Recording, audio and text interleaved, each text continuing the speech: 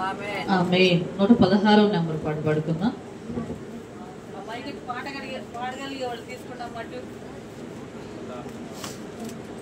ఆంధ్ర క్రైస్తవ సంఘ ఆరాధన కీర్తన పుస్తకంలో నుండి 116వ నెంబర్ పాట పాడుకుందాం. ఇమ్మానుయేలు రక్తము ఇంపైనయుటగు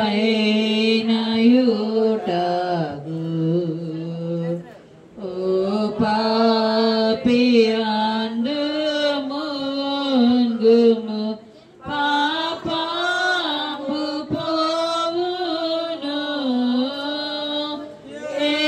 యేసుండు నాకు మారుగా ఆ సిల్వ జవగా శ్రీస్తు రక్తమెప్పుడు స్రవించు నాకుగా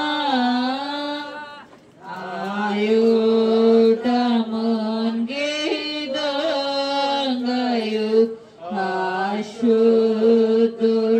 అశుద్ధుడాయేను నేనాటి పాపిని ఇప్పుడు నేనందు ముందుదు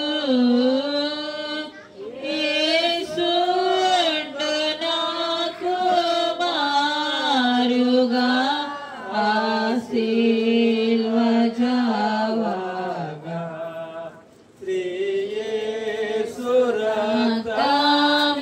రక్తమెప్పుడు స్రవించు నాకుగా నా యొక్క పాపమాటిది నిర్మూలమౌటకు రక్షించు గొర్రె పిల్లని రక్తమే చాలును యేసుండు నాకు మారుగా ఆ సిల్వ జవగా శ్రీ యేసు రక్తమెప్పుడు స్రవించు నాకుగా నానాదు రక్తమందున నేనమ్మియుండిన నా దేవుని నిండు ప్రేమను నేనందు చూచెదను యేసుండు నాకు మారుగా ఆ సిల్వ జవగా శ్రీ యేసు రక్తమెప్పుడు స్రవించు నాకుగా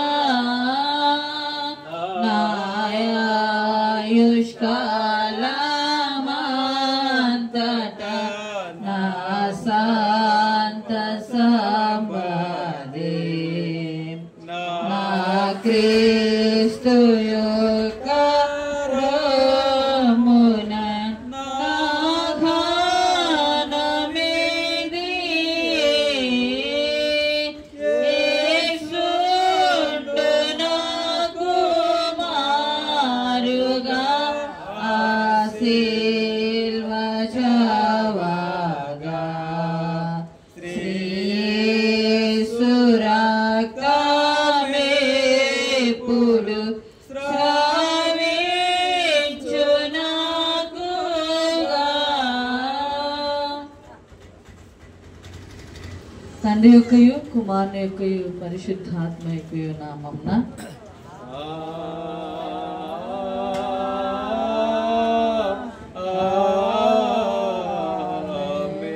ఓ ప్రభువా నా పెదవులను తెరువుము అప్పుడు నా నోరు నీ స్తోత్రమును బయలుపరచును. ఓ దేవా నన్ను విడిపించుటకు త్వరగా రమ్ము. ఓ ప్రభువా నా సహాయమునకు త్వరగా రమ్ము. తండ్రికిని కుమారునికిని పరిశుద్ధాత్మకును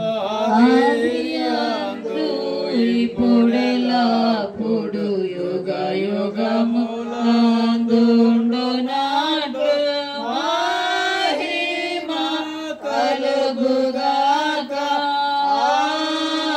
ఆమేన్ ఆమేన్ హల్లెలూయా.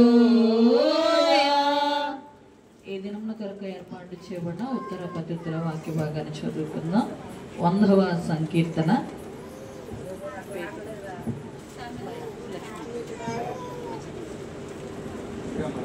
వందవ సంకీర్తనను ఉత్తర ప్రత్యుత్తర రీతిలో చదువుకుందాం.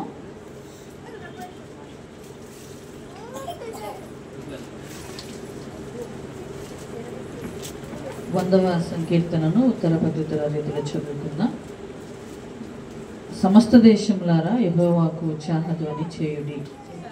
సంతోషంగా యెహోవా సేవించండి, ఉత్సాహ గానంగా చేయొచ్చు ఆయన సన్నిధికి రండి. యెహోవాయే దేవుడని తెలుసుకొనుడి. ఆయనే మనల్ని పుట్టించును. మనము ఆయన వారము, మనము ఆయన ప్రజలము, ఆయన మేపు గొర్రెలము. కృతజ్ఞతను అర్పణ చెల్లించు, ఆయన గుమ్మములో ప్రవేశించుడి. కీర్తన పాడుచు ఆయన ఆవరణలో ప్రవేశించండి. ఆయన స్తుతించండి, ఆయన నామమున ఘనపరచుడి. అందరం కలిసి యెహోవా యెహోవా దయాళుడు, ఆయన కృప నిరంతరముండును, ఆయన సత్యము తరతరములుండును. తండ్రికి కుమారునికి పరిశుద్ధాత్మకును ఆదియందు ఎప్పుడు ఎల్లప్పుడు యుగ యుగములందుండునట్లు మహిమ కలుగును గాక. ఆమేన్. ఈ 11వ రోజు శిలువ ధ్యాన కొరకు ఏర్పాటు చేయబడిన పాఠ్య భాగాన్ని చదువుకున్న మార్కు సువార్త 12వ అధ్యాయము 22వ వచనాన్ని 24వ వచనాన్ని మనము చదువుకుందాం. ఈ దినము కొరకు ఏర్పాటు చేయబడినటువంటి స్వార్థ పాఠ్య భాగంలో నుండి మార్కు సువార్త 12వ అధ్యాయము 24వ వచనాన్ని ఒకరు చదివి వినిపించవలసిందిగా ప్రభు నామంలో ప్రేమతో మీకు మనవి చేస్తూ ఉన్నాం. మీరు లేఖనములు గాని దేవుని శక్తిని గాని ఎరుగక పోవుట వలనే పొరపడుచున్నారు. ఓ ప్రభువా మమ్మను కనికరించు. దేవునికి స్తోత్రము కలుగుగాక. మోకరించిన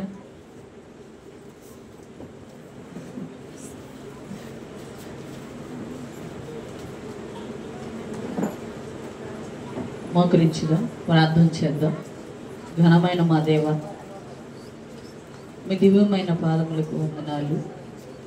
ఇదిగో పగటి కాల సమయం అంతయు నీ అపారమైన కృపలో భద్రపరిచారు.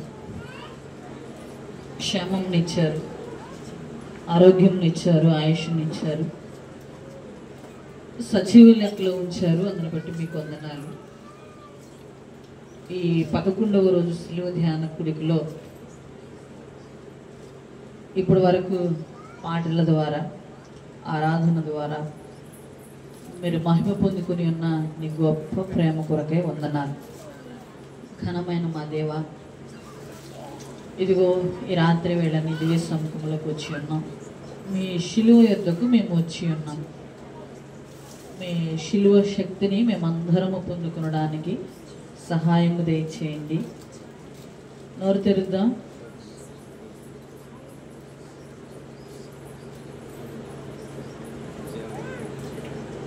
ఎవరికి వారం నోరు తెరిచి ప్రార్థన చేద్దాం.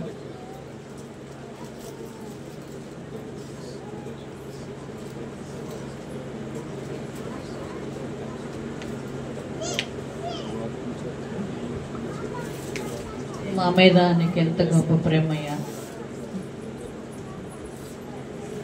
మా ఎడల నీకున్న అత్యున్నతమైనటువంటి ప్రేమను బట్టి మీకు వందనాలు. అట్టి కృపను బట్టి మీకు వందనాలు. అట్టి దయను బట్టి మీకు వందనాలు. విశ్వాసముతో నీ సన్నిధానానికి వచ్చి ఉన్నాం. మాతో మీరేం మాట్లాడినై ఉన్నారు. ఆత్మీయ ఆహారముతో మా హృదయాలను నింపండి.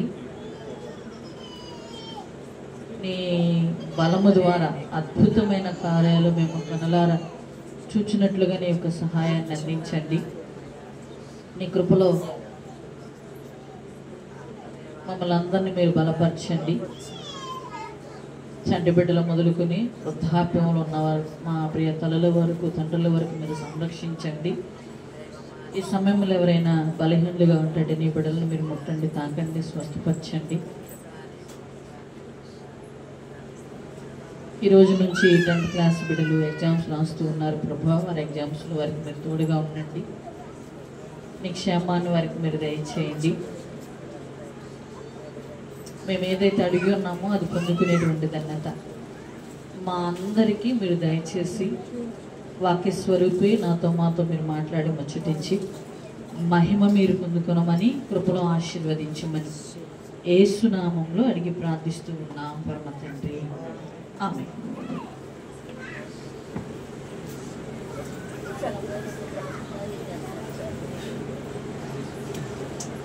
ప్రభువును లోకరక్షకుడైనటువంటి యేసుక్రీస్తు నామంలో మీ అందరికీ రాత్రికాలపు శుభాభివందన. బాగున్నారా? అందరూ సంతోషంగా క్షేమంగా ఉన్నారు. ప్రభు యొక్క కృపతో అనుదినము నింపబడుతూ ఉన్నారని నేను నమ్ముచు ఉన్నా. మీరు కూడా అలాగే ప్రార్థనలోనూ ఆత్మీయంగా ఎదుగుచూ ఉన్నారని, అనుదినము దేవుని యొక్క శిలువ శక్తిని పొందుకుంటూ ఉన్నారని మేము ప్రార్థిస్తూ ఉన్నాం. మీరు కూడా ఈ కూడికలు ఘనముగా జరిగినట్లుగా ప్రార్థన చేయండి. ఈరోజు మన ధ్యానాంశం పేరు చెప్తారా? దేవుని శక్తి. అంతేనా? శనివారం మనం అద్భుతమైనటువంటి ధ్యానాంశాన్ని ధ్యానం చేసుకుని ఉన్నాం కదా. గుర్తుందా శనివారం ఏం ధ్యానం చేసుకున్నాము? రాష్ట్రం గారు నిన్న ఆదివారం వచ్చేసింది కదండి, మరి శనివారం సంగతి అడుగుతారేంటి అంటారా? ఉందా? శనివారం దేని గురించి మనం ధ్యానం చేసుకున్నాం కదా.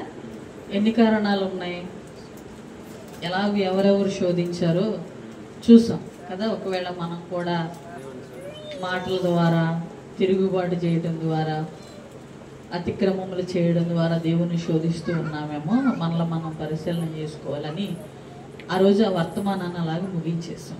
ఈరోజు మార్కు సువార్త 12వ అధ్యాయము 24వ వచనంలో మన ధ్యానాంశంగా యేసుక్రీస్తు ప్రభువారు శరీరధారిగా ఉన్నటువంటి దినాల్లో జరిగినటువంటి సంభాషణ.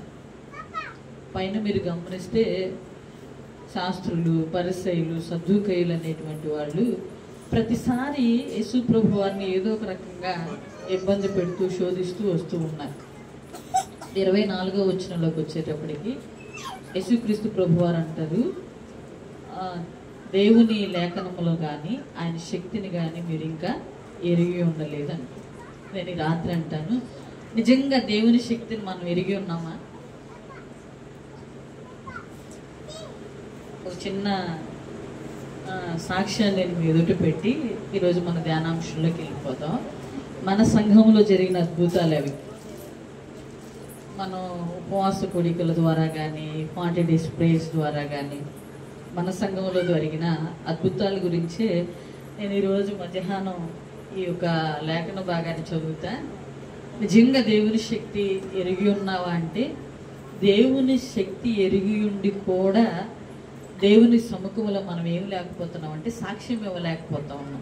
ఆ మేలును పొందుకొని, ఆ కృపను పొందుకొని, ఆ ఆశీర్వాదాన్ని పొందుకొని కూడా తిరిగి దేవునికి ఏం చెప్పలేకపోతున్నాం అంటే థ్యాంక్స్, కృతజ్ఞత చెప్పలేకపోతా ఉన్నాం.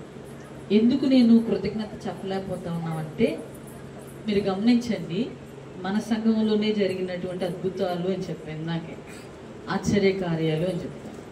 మీరు గత సంవత్సరం, అంతకుముందు సంవత్సరం 40 డేస్ ప్రేయర్స్ ఇక్కడే జరిగినాయి. మనము సంఘముగా ఏకీభవించి బిడలు లేని వారి కొరకు ప్రార్థన చేసాం. మేము ప్రార్థించాం, మీరు కూడా ప్రార్థించారు. జరిగిన అద్భుతం ఏందో తెలుసా? ఒకవేళ మనం అనుకోవచ్చు ఈ 40 డేస్ ప్రేయర్లు ఆచారంగా అలవాటుగా పెడుతున్నారు అని అనుకుంటా ఉంటే అది వారి వెర్రితనానికి వదిలేయాలి. మన పరిశుద్ధము గారి కూతురు ఉంది చూడండి, స్వాతి అడే కల్పన ఉంది కదా, స్వాతి వాళ్ళ ఇంటి దగ్గర మనం 3 వారాలు ఉపవాస ప్రార్థన పెట్టాం. అట్ ద సేమ్ టైం మరలా ఈ 40 డేస్ ప్రార్థనలో మనం ఏం చేసామంటే బిడ్డల కొరకు ప్రార్థన చేసాం. దేవుడు ప్రార్థన విని చక్కగా వారిద్దరికీ గర్భఫలపు దీవెని అనుగ్రహించారు. స్వాతికి చక్కని కుమారుని ఇచ్చారు, కల్పనకి కుమార్తెను ఇచ్చారు. ఆ 40 డేస్ ప్రేయర్ జరిగేటప్పుడు నేను వారిని అడుగుతూ ఉన్నా, ఏరా అంటే ప్రార్థన చేయించుకుని వాళ్ళు నమ్మకంగా విశ్వాసంగా వెళ్తూ ఉన్నారు. కొన్ని రోజుల తర్వాత, ఒక 20 రోజులు అలా గడిచిన తర్వాత కల్పన, స్వాతి నా దగ్గరికి వచ్చారు. ఇద్దరు ఇలా పడుతున్నారు. ఏరా ఏంది మీ సంతోషానికి గల కారణం అంటే, వాళ్ళు చెప్తా ఉంటే ఆ అద్భుతము, ఆ ఆశ్చర్యకారం నేను విన్నగా నిజంగా దేవుడు ఎంత శక్తిమంతుడు కదా అనిపించింది కదా. అప్పటికే వాళ్ళకి వివాహాలు అయ్యి, స్వాతికి అయితే సాక్ష్యం చెప్పేటప్పుడు 10 సంవత్సరాల పైనే చెప్పి, కల్పనకి ఎన్ని సంవత్సరాలు నాకు ఐడియా లేదులే, కానీ కల్పన మొన్న 40 డేస్లో కల్పనకి కన్సీవ్ అయ్యి పాప పుట్టింది. అంతకుముందు మనం చర్చిలో ఉపవాస ప్రార్థనలు జరిగినాయి 3 రోజులు. గుర్తుందా మీకు? ఉపవాస ప్రార్థన అంటే దేవుని శక్తి ఎలాంటిదో అనేది మనం ధ్యానం చేసే ముందు నేను మీకు కొన్ని వివరణ ఇచ్చి చెప్దాం అనుకుంటాను. ఆ 3 డేస్ ప్రేయర్లో పిల్లల కొరకని ప్రార్థన చేశాం. మన నాన్సీ ఉంది చూడండి, వాళ్ళ అమ్మగారు మొక్కుకున్నారు. హెమిమ ఆ ఉపవాస ప్రార్థనలు చర్చిలో జరిగినాయి చూడండి, 3 రోజులు ఉపవాస ప్రార్థనలు పాత చర్చి ఉన్నారు. ఆ ఉపవాస ప్రార్థనలు అయిన తరంతరం వారిద్దరూ కన్సీవ్ అయ్యి ఇద్దరు దేవుడు చక్కగా ఇద్దరికి మగపిల్లల్ని ఇచ్చారు. అంటే దేవుని శక్తి ఉపవాసంలో ఎంత శక్తి ఉందో, ఎంత బలము ఉందో అని మీకు గుర్తు చేయడానికి నేను వారిని మీకు గుర్తు చేస్తా ఉన్నా. జీవమ్మ గారిని మీరు గమనించండి, మన ఎదుట అలా కూర్చుని ఉంది. గతంలో మీరు ఆమె కోసం మేము చాలాసార్లు ఇంటికి వెళ్ళాం, చాలాసార్లు ఆమె గురేసుకోవడానికి ప్రయత్నం చేసి ఆమె మన మాటల్లోనే లేదు. మైండ్ అంతా ఎలా ఉందంటే ఆమె అసలు ఇప్పుడు క్షేమంగా ఉందంటే అది దేవుని కృపే, దేవుని శక్తి, దేవుని బలమే. ఎంత ఆశ్చర్యం అంటే ప్రార్థన చేస్తూనే ఉన్నాం, ఆల్రెడీ ప్రార్థనలో ప్రార్థన చేస్తూ ఉన్నాం, ఆదివారం ప్రార్థన చేస్తూనే ఉన్నాం కదా. ప్రత్యేకంగా బలహీనుల కొరకు మనం ఏం చేస్తూ వస్తూ ఉన్నాం అంటే ప్రార్థన చేస్తూనే వస్తూ ఉన్నాం. ఆ నెక్స్ట్ ఒకసారి ఆ విడుదల పొందుకున్న తర్వాత ఆ ప్రార్థనకు వస్తూ ఉంటే ఆమె నాకు ఎంత ఆశ్చర్యం వేసిందంటే, ఇది కదా దేవుని శక్తి. పేతురు అన్నాడు, అమ్మగారు మా అక్క అసలు ఇప్పుడు ఇదైపోయింది అనుకున్నాను అన్నాడు. అంటే అంతగా ఆమె బలహీన స్థితిలోకి వెళ్ళిపోయి, అంత బలహీన స్థితిలోకి వెళ్ళిపోయిన దేవుడు ఆమెను ఏం చేశాడంటే క్షేమంగా ఉంచి మరలా సజీవురాలుగా మన మధ్యలో ఆమె పని ఆమె చేసుకుంటానికి దేవుడు ఆమెకి ఏమి ఇచ్చాడు? శక్తిని ఇచ్చాడు. ఇది కదా దేవుని శక్తి అంటే. మనం జనవరి 1 రోజు ఆరాధన జరుగుతూ ఉంది. వృద్ధాప్యంలో ఉన్నటువంటి ప్రియ తల్లి గొడుమమ్మ కదా ఇక్కడ పడిపోయినప్పుడు ఎంత భయం వేసిందంటే అందరూ వెనక్కి తిరిగి చూసాం. మన లక్ష్మి తను లేపి సరి చేస్తూ ఉంది, సురేష్ వీళ్ళందరూ ఇంటికి తీసుకెళ్ళిపోయారు. ఆమెని తీసుకెళ్ళిన తర్వాత హాస్పిటల్కి తీసుకెళ్ళారు. అప్పుడు ఉన్నటువంటి ఆ తల్లి సిచ్యువేషన్ ఎలాంటిదంటే చాలా భయంకరంగా ఉంది. వీళ్ళు ఒంగోలు కూడా తీసుకెళ్లారు, వాళ్ళ పిల్లలు చాలా పరిచయం చేశారు వాళ్ళు. ఆ రోజు అప్పుడు అనుకున్నాము కొన్ని ఏమంటారంటే అసహనంతో కూడినటువంటి మాటలు వచ్చినాయి. ఎలాగా ఆలయంలో కూర్చున్నప్పుడు పడిపోయింది, అక్కడికి వెళ్ళకుండా ఉంటే పడిపోయేది కాదు కదా అనేటువంటి మాటలు మేము విన్నాం. చాలా మాటలు వచ్చినాయి. నేను అనుకున్నాను, ప్రభువా మరలా ఆమెను క్షేమంగా మందిరానికి నడిపించండి. మీకైతే అసాధ్యమైనది ఏది లేదు కదా, మనుషులు ఏదో మాట్లాడుతూ ఉండొచ్చు. దైవ కార్యంలో ఆ తల్లి పాలుపంపులు పొందింది. బలహీనరాలుగా ఒకవేళ ఎందుకు పడిపోయిందో తెలియదు, కానీ మరలా క్షేమంగా గృహానికి నడిపించండి అని ప్రార్థన చేశాం. సంఘముగా అందరూ ప్రార్థన చేశారు. మీకు గుర్తుందా తల్లి? అందరం ప్రార్థన చేశాం. దేవుడు సజీవురాలుగా గృహానికి నడిపించాడు, ప్లస్ ఆలయానికి కూడా ఇది కదా దేవుని శక్తి అంటే. అవునా కదా? దేవుని శక్తి అంటే ఇది కదా. ఎన్ని అద్భుతాలు మన ఎదుట జరుగుతూ ఉన్నా ఇంకా దేవుని శక్తిని మనం ఏం చేయలేకపోతున్నాం అంటే అనుభవించలేకపోతున్నాం. ఇప్పుడు మన ఆలయ నిర్మాణమే చూడండి, అది కట్టడానికి పూనుకున్నప్పుడు మీరందరూ మీ కన్నులకు అది ఆశ్చర్యంగా కనబడాలి. ప్రార్థన చేసాం ఆలయం కోసం, అందరూ సంఘంగా ప్రార్థన చేశారు. మధ్యలో చాలా ఆటుపోట్లు వచ్చినాయి. అయినను దేవుని యొక్క మహాకృపను బట్టి, అంటే దేవుని శక్తి ఎంత అద్భుతమో గమనించండి. మన పక్కనే ఉంది సెయింట్ మ్యాథ్యూస్ చర్చి, పెద్ద చర్చి. లక్షల రూపాయల ఆదాయం వస్తుంది ప్రతి వారం అక్కడ. కానీ అవి పిల్లర్స్తో అక్కడ ఏమైపోయింది అంటే అక్కడ కూడా దేవుని శక్తి ఉంది, కొన్ని ఆటంకాలు ఉన్నాయి.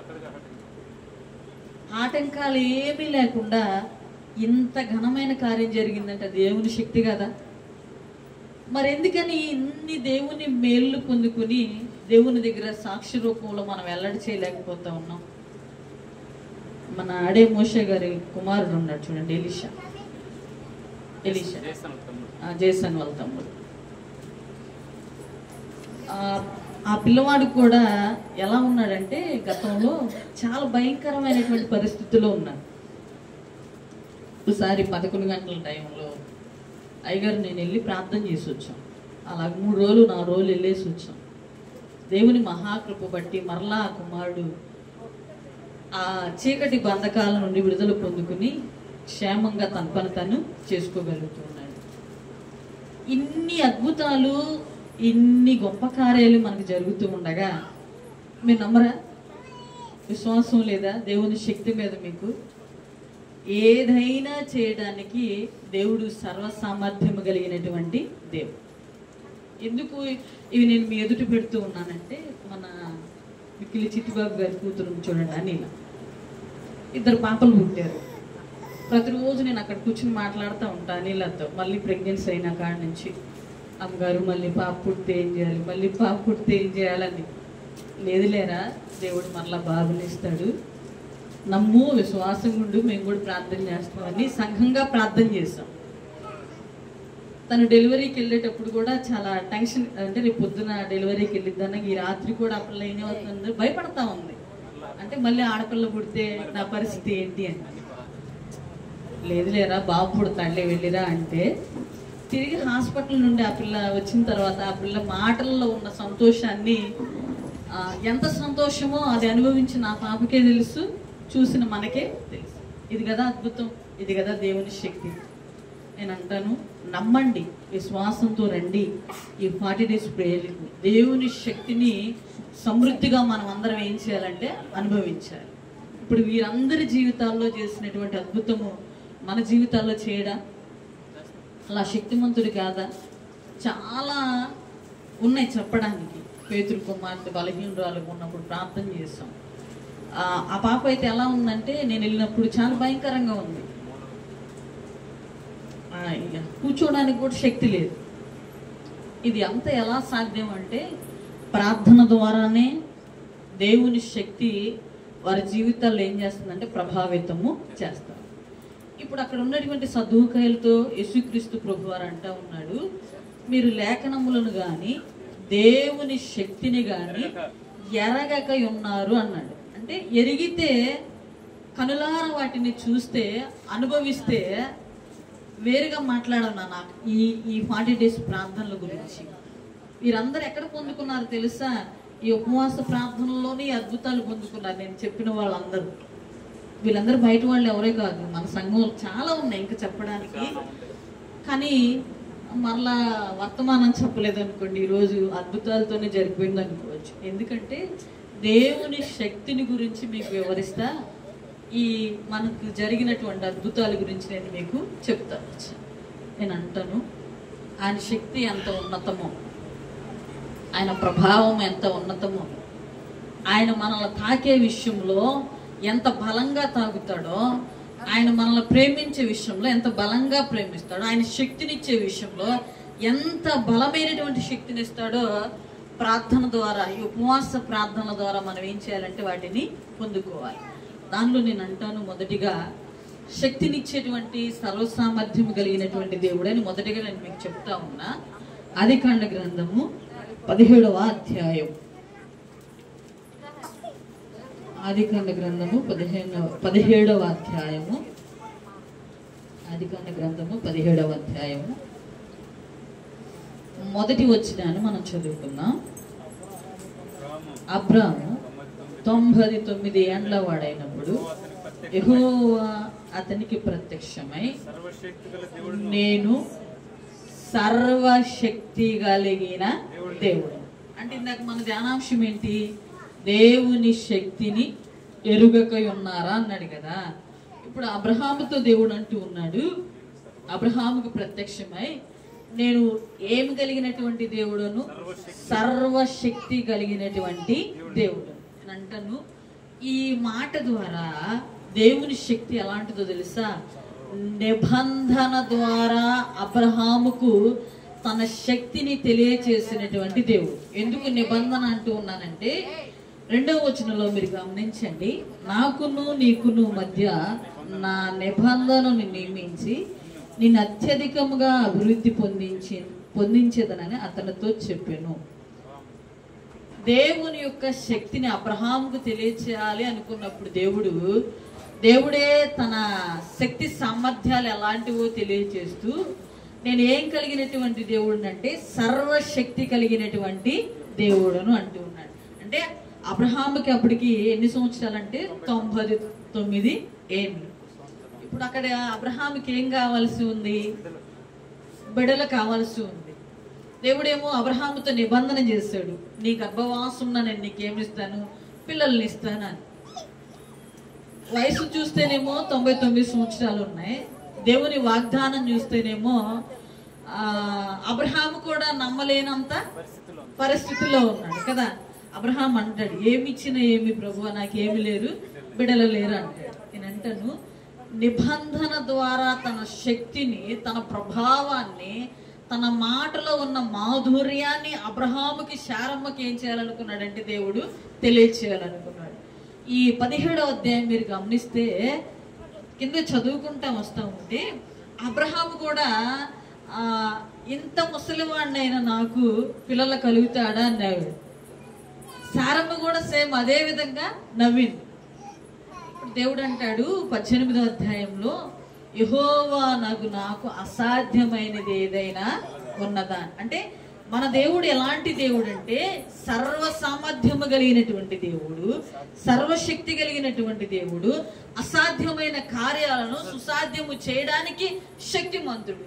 సహజంగా సైన్స్ పరంగా చూస్తే స్త్రీకి 40 years అయిపోయింది అనుకోండి, స్త్రీ యొక్క శరీరం ఎలాగ ఉండిదంటే ఇక గర్భఫలము పొందుకోవడానికి అవకాశం ఏమీ లేదు. కానీ శారమ్మకి 90 సంవత్సరాల వయసులో, అబ్రహాముకి 100 సంవత్సరాల వయసులో దేవుడు గర్భఫలముని ఇచ్చాడు అంటే ఇది అసాధ్యమైన కార్యమే కదా. ఇప్పుడు 17వ అధ్యాయం మొదటి వచనంలోకి వచ్చేటప్పటికి దేవుడు అబ్రహాముతో ఏమంటూ ఉన్నాడు? సర్వశక్తి కలిగినటువంటి దేవుడు. ఆ సర్వశక్తిని ఎలాగూ వారి జీవితాల్లో కనపరిచాడంటే ఇది అసాధ్యము, ఇది జరగదు అని అనుకునే ఉండొచ్చు కదా. ఇంత ముసలితనంలో సార్ అందుకే నేను నవ్వింది, ఇంత వృద్ధాప్యంలో నా ముసలితనం ముందు నాకు సుఖము కలిగిన నాకు బిడ్డల కలుగునా అని నవీన్ విషయం ఎవరు చూస్తారు? ఇప్పుడు దేవుడు అంటూ ఉన్నాడు, యెహోవా నాకు అసాధ్యమైనది ఏదైనా ఉన్నది. అంటే దేవుడు ఎంత శక్తిమంతుడో, ఎంత బలవంతుడో, ఎలాగూ కార్యము చేయగలడో అబ్రహాము శారమ్మ జీవితంలో దేవుని శక్తిని కనపరిచి దేవుడు వారికి ఏం చూపించాడంట? తన శక్తిని కనపరిచాడు. ఇప్పుడు అసాధ్యం కదా, అసాధ్యమే కాదా? 100 సంవత్సరాలు 90 సంవత్సరాలు అంటే అది అసాధ్యమే నాన్న. కానీ దేవుని శక్తి వారి జీవితంలో నిబంధన ద్వారా దేవుడు మాట్లాడాడు, వాగ్దానం చేశాడు. వాగ్దానం చేసిన దాన్ని దేవుడు వారికి ఏం చేశాడంటే నెరవేర్చాడు. అంటే దేవుడికి శక్తిమంతుడే కాదా, బలవంతుడే కాదా? అంటే ఏదైనా చేయడానికి సర్వశక్తిమంతుడు, సర్వ సామర్థ్యము కలిగినటువంటి దేవుడు మన ప్రభు అయినటువంటి యేసుక్రీస్తు ప్రభు వారు. రెండవదిగా మనం గమనిద్దాం యెహోషువ గ్రంథం 6వ అధ్యాయం. రెండవదిగా గమనిద్దాం యెహోషువ గ్రంథము 6వ అధ్యాయం. యెహోషువ గ్రంథము 6వ అధ్యాయము 15వ వచనాన్ని మనం చదువుకుందాం.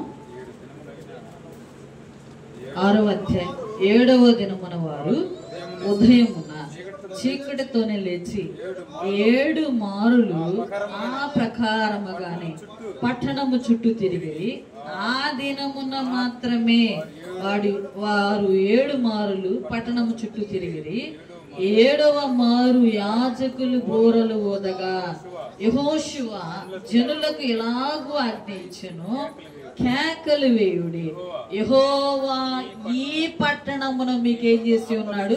అప్పగించి ఉన్నాడు. ఇక్కడ నేను ఈ మాటకి నేను ఒక పేరు పెట్టాను, దేవుని శక్తికి.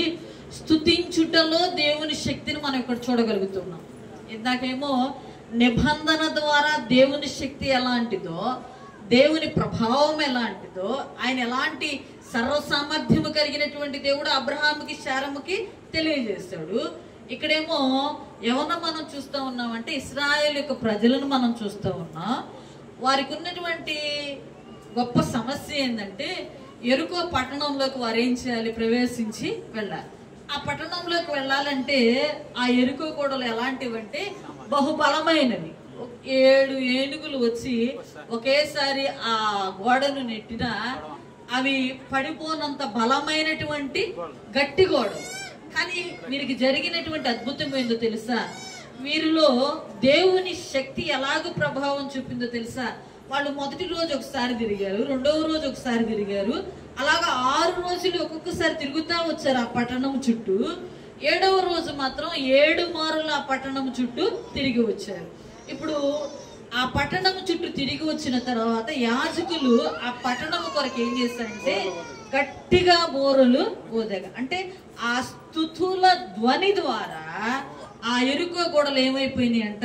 కూలిపోయి. అంటే ఇప్పుడు వాళ్ళు ఏమైనా పొలుగులతో ఏమైనా చేశారంటారా? లేకపోతే క్రెయిన్ లాంటి ఏమైనా ఉపయోగించారంటారా? ఏమీ లేవు. వారి నోటి నుండి వచ్చినటువంటి స్తుతి మాత్రమే. అంటే దేవుడి స్తుతి ద్వారా కూడా తన అద్భుతాన్ని, తన శక్తిని ఏం చేయగలడు?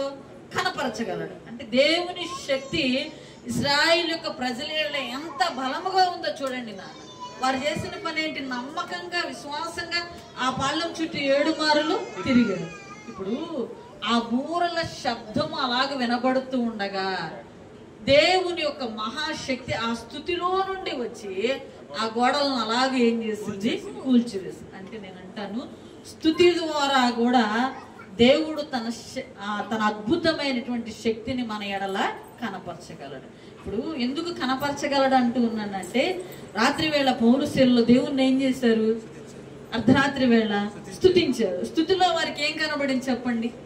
భూకంపం వచ్చింది. ఇప్పుడు ప్రక్కనున్న వారందరూ భయపడిపోయారు. ఆ చెరసాల అధికారి కూడా ఏమైపోయాడు? భయపడిపోయాడు, తను తాను పొడుచుకోపోయాడు. అంటే స్తుతిలో ఉన్నటువంటి మాధుర్యాన్ని వారు అనుభవించగలిగారు. అంటే దేవుని శక్తి ఎంత ఉన్నతమైనదో, దేవుని ప్రభావం ఎంత ఉన్నతమైనదో, దేవుడు ఎంత ఉన్నతుడో పౌలుసీనులు అక్కడ ఏం చేశారు? గమనించగలిగారు. ఇక్కడ ఇశ్రాయేలు యొక్క ప్రజలు కూడా దేవుని యొక్క శక్తిని స్తుతి ద్వారా వారు ఏం చేయగలిగారు అంటే అనుభవించగలిగారు. ఇందాకేమో అబ్రహాము శారమ్మ నిబంధన ద్వారా దేవుని శక్తిని అనుభవించగలిగారు. ఇక్కడేమో స్తుతి ద్వారా దేవుని యొక్క శక్తిని వారు ఏం చేయగలిగారంటే అనుభవించగలిగారు. మూడవదిగా మనం గమనిద్దాం, నిర్గమాకాండము 14వ అధ్యాయము. మూడవదిగా నిర్గమాకాండము 14వ అధ్యాయము. నిర్గమాకాండము 14వ అధ్యాయము 13వ వచనాన్ని మనం చదువుకుందాం. అందుకు మోషే, భయపడకుడి, యెహోవా మీకు నేడు కలుగచేయు రక్షణను మీరు ఊరక నిలుచుండి చూడుడి. మీరు నేడు చూచిన ఐగుప్తీయులను ఇక మీదట మరి ఎన్నడూ చూడరు. యెహోవా మీ పక్షమున యుద్ధము చేయను, మీరు ఊరకయే ఉండవాలని ప్రజలతో ఇక్కడ మరొక అద్భుతమైనటువంటి దేవుని శక్తిని ఎలాగో చూడమంటూ ఉన్నాడంటే, మోషే ఊరకనే నిలుచుండి చూడండి. అంటే దేవుని శక్తి ఎలాంటిదో, దేవుని ప్రభావం ఎలాంటిదో, దేవుడు ఏమి చేయగలడో ఇశ్రాయేలుకి ఏం చెబుతున్నాడు. వాళ్ళు ఎలాగున్నారంటే భయపడుతూ ఉన్నారు. వెనక చూస్తేనేమో ఫరో సైన్యం వస్తా ఉంది, ఎదురుగా ఏమో వాళ్ళకి ఎర్ర సముద్రం ఉంది. ఇప్పుడు మనం అంటారు కదా, ముందు చూస్తే వెనక చూస్తే, అలాంటి పరిస్థితుల్లో ఉన్నారు నాన్న ఇశ్రాయేలీయులు. ఇప్పుడు వాళ్ళు అంటా ఉన్నారు, మేము ఐగుప్తులోనే ఉండేవాళ్ళం కదా, వారికి బానిసలంగా ఉండిపోయేవాళ్ళం కదా, వారి చేసే పనులే మేము చేసేవాళ్ళం, వారు చెప్పిన పనులన్నీ చేసేవాళ్ళం కదా అని మోషే మీద వాళ్ళు ఏమవుతున్నారంటే ప్రాణభీతితో భయపడుతూ ఉన్నారు. మోషే అంతా ఉన్నాడు. వాళ్ళకు మాట అన్నారు, ఐగుప్తులో సమాధులు లేవా, మమ్మల్ని ఇక్కడ తీసుకొచ్చి అసలుకి ఎంత భయంకరమైనటువంటి మాటలు మాట్లాడారు. కానీ మోషే అన్నాడు, ఊరికనే నిలబడండి, మీరు ఏమి చేయొద్దు, ఇక ఇంకెన్నడు ఐగుప్తులు మీరేం చేయరు, చూడరు. ఎలాగంటే దేవుని శక్తిని మీరు నిలబడి చూడండి అంతే. ఇది అద్భుతం కదా, ఇది అద్భుతమా కాదా? మీరు గమనించండి, 14, 15, 16 వచనాలలో ఎర్ర సముద్రమును దేవుడు ఎలాగ చేశారంటే 2 పాయలుగా చేసి ఆరిన నేలను ఇశ్రాయేలీయులందరూ ఏం చేశారంట, నడిచారు. ఇది ఎంత శక్తి నాన్న, ఎంత అద్భుతము. ఇప్పుడు వెనక శత్రువు నుండి దేవుడు వాళ్ళని ఏం చేశాడు, కాపాడుతూ వచ్చాడు. సముద్రంలో వారిని ఆరిన నేల మీద ఏం చేస్తూ వచ్చాడు, నడిపిస్తూ. ఎంత శక్తిని వారు అనుభవించి ఉంటారు. ఇది కదా దేవుని శక్తి అంటే, ఇది కదా దేవుని ప్రభావం అంటే, ఇది కదా దేవుని యొక్క మహాకృప అంటే. వారి కన్నులారా నిలబడి ఏం చేయగలిగారు, దేవుని అద్భుతాన్ని అక్కడ చూడగలిగారు. నిజంగానే మనం కూడా చాలా సార్లు ఏం చేస్తూ ఉంటామంటే ఇశ్రాయేలు ప్రజల వల్లే నిస్సందేహంగా ఉంటాం. జరిగిద్దో జరగదో, అయ్యిద్దో అవదో. ఎందుకంటే అనుమానం ఎక్కువ. అనుమానం పుట్టిన తర్వాతే మనం పుట్టాం కనుక అందుకని అనుమానంతో మనం ఉంటాం. ఇప్పుడు మోషే అంటా ఉన్నాడు, మీరు ఊరికనే నిలబడి చూడండి దేవుని శక్తి ఎలాంటిదో, దేవుని ప్రభావం ఎలాంటిదో, ఆయన ఎలాగో మీ ఎర్ర సముద్రము దాటించగలడో చూడండి అన్నాడు. ఇప్పుడు వాళ్ళు ఊరికనే నిలబడ్డారు. ఆ సముద్రం అలాగూ 2 పాయలుగా విడిపోయింది. వీళ్ళు ఏం చేశారు, ఆరిన నేలను నడిచారు. వెనక కూడా ఫరో సైన్యం వస్తా ఉంది నాన్న. వారు అలాగూ ఆ సముద్రంలోకి మధ్యలోకి వచ్చారో లేదో మీరు గమనించండి. ఆరిన సముద్రాన్ని మరలా దేవుడు ఏం చేశాడు, శత్రు సైన్యాన్ని అక్కడ ముంచి వారి కన్నులతో చూడలేదా? ఇది దేవుని శక్తి కాదా? అసలు సముద్రం అవదానికి పోవడం అంటే ఇది ఎంత దేవుని శక్తి, ఎంత అద్భుతము. ఇన్ని అద్భుతాలు చూసి కూడా వాళ్ళు ఏం చేస్తూ ఉన్నారంటే ఇంకా దేవుని శక్తిని సందేహిస్తూ ఉన్నారు. మనం కూడా చాలా సార్లు దేవుని శక్తిని ఏం చేస్తూ ఉంటామంటే సందేహిస్తూ ఉంటాం. జరిగిద్దో జరగదో, అవిద్దో అవ్వదో. నేను అంటాను నమ్మకంగా, ఇదిగో మీరు ఇక్కడ నిలబడ్డారు. ఇందాకేమో నిబంధన ద్వారా దేవుడు తన శక్తిని కనపరిచాడు అబ్రహాముకి, శారమ్మకి. రెండవదిగా స్తుతుల ద్వారా తన శక్తిని కనపరిచాడు ఇశ్రాయేలు యొక్క ప్రజలకు. మూడవదిగా ఊరకనే నిలబడి చూడడం ద్వారా దేవుడు తన శక్తిని వారికి ఏం చేశాడంట, కనపరిచాడు. ఎంతకు మించి దేవుని శక్తిని మనం ఏమైనా పొందుకోవాలంటే మీరు అనొచ్చు, ఎఫెసీ పత్రికలో ఒక మాట ఉంటుంది చూడండి. 4వదిగా ఎఫెసీ పత్రిక 3వ అధ్యాయము 21వ వచనాన్ని చదువుకున్నాం. ఎఫెసీ పత్రిక 3వ అధ్యాయము, ఎఫెసీ పత్రిక అడుగు వాటి కంటే 3వ అధ్యాయం 21వ వచనం. అడుగు వాటన్నిటికంటే ఊహించు వాటన్నిటికంటే అత్యధికముగా చేయు శక్తి గల దేవునికి. ఏం చేయగలడు దేవుడు? అడిగేది మనం కొద్దిగా, ఊహించేది కొంచెము. అడుగు వాటన్నిటికంటే ఊహించు వాటన్నిటికంటే అత్యధికమైనటువంటి శక్తిని ఇవ్వగలిగిన దేవుడు మన ప్రభు అయినటువంటి యేసుక్రీస్తు ప్రభు. ఇప్పుడు అడిగేది కొంచెమేనా ఒక్కోసారి మనం, కానీ ఊహించుకునేది కొద్దిగా. ఊహకు మించిన అద్భుతమైన కార్యాలు చేయగలిగిన శక్తిమంతుడైనటువంటి దేవుణ్ణి మనం ఏం చేస్తాము? కలిగి. కాబట్టి ఇంకను దేవుని శక్తికి ఎరగక ఉన్నామంటే అది మన అవివేకము. ఇంకను దేవుని ప్రేమను ఎరుగక ఉన్నామంటే అది మన అవివేకము. ఇంకను దేవుని శక్తి ఏదో, దేవుని ప్రభావం ఏదో, దేవుడు ఎంత చేయగలడో, ఏది చేయగలడో అవి తెలిసి కూడా ఇంకా సంకోచం చేస్తా ఉన్నామంటే అది మన అవిశ్వాసానికి ఒక నిదర్శనం. నేను అంటాను, నిబంధన ద్వారా శక్తినిచ్చేటువంటి దేవుడు. రెండవదిగా స్థుతుల ద్వారా శక్తినిచ్చేటువంటి దేవుడు. మూడవదిగా ఊరకి నిలిచి ఉండడం ద్వారా తన శక్తిని కనపరిచేటువంటి దేవుడు.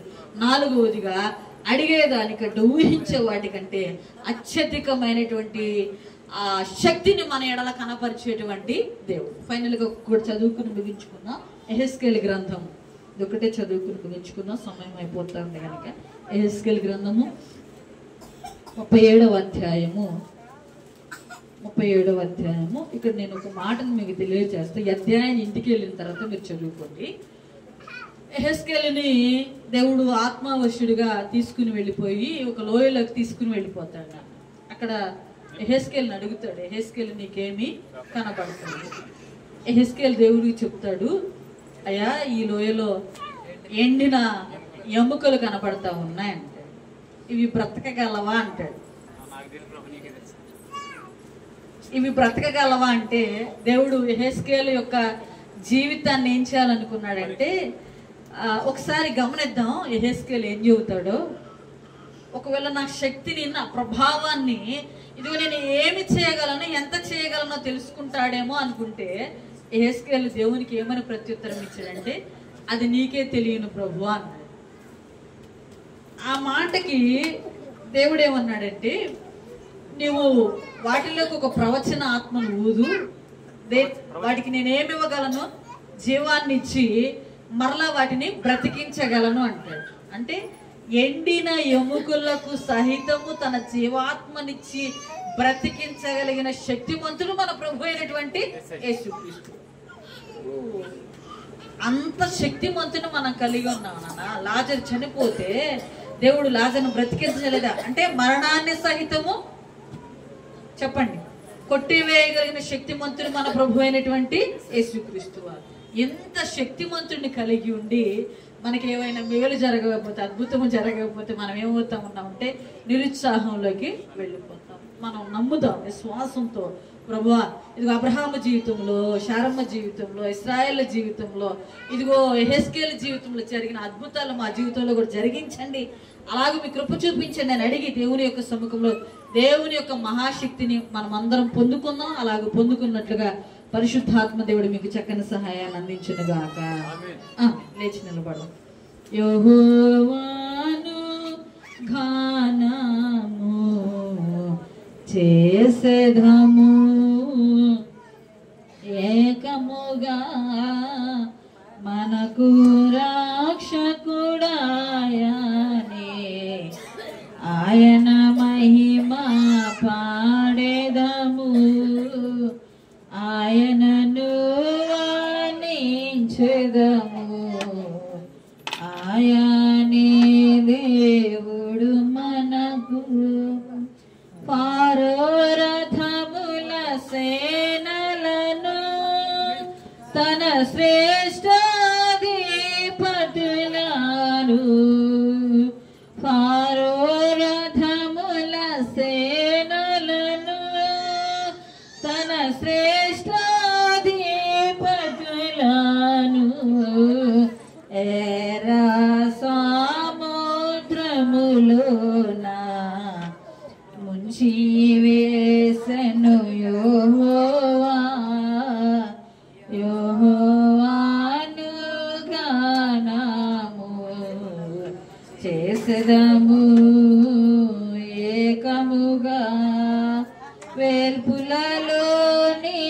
సముడెవడు పరిశుద్ధ మహనీయుడా ఏల్పులలోని సముడెవరు పరిశుద్ధ మహనీయుడా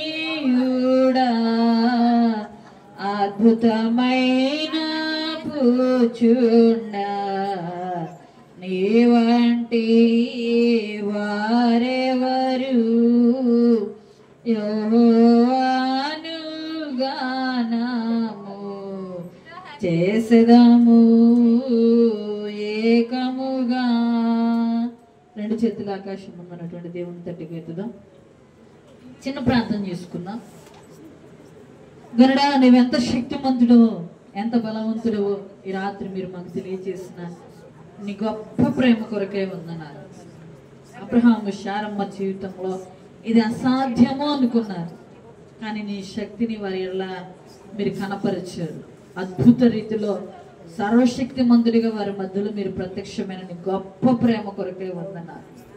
ఇదిగో స్తుతి ద్వారా మీరు ఎంత శక్తిమంతుడో ఎరుకో గోడలు కూలిపోయినప్పుడు మేము చూడగలిగాం.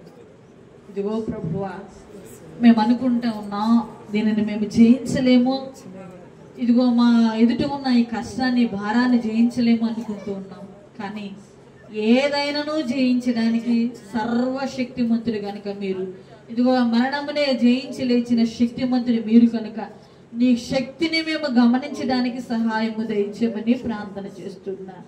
ఇదిగో ప్రభువా, ఊరికనే నిలిచి ఉండడం ద్వారా మీ శక్తిని ఇశ్రాయేలు యొక్క ప్రజలు కనలారా చూడగలిగారు. అటు ధన్యత మాకు దయచేయండి. నిజమే ప్రభువా, చాలా సందర్భాలలో మేము అనుమానాలతో అపోహలతో ఇదిగో నీ శక్తిని ఇదిగో కనలారా చూస్తూ కూడా అనుభవిస్తూ కూడా చాలా సందర్భాలు అవిశ్వాసులుగా మాట్లాడిన అనుభవాలు మాకున్నాయి నాయన.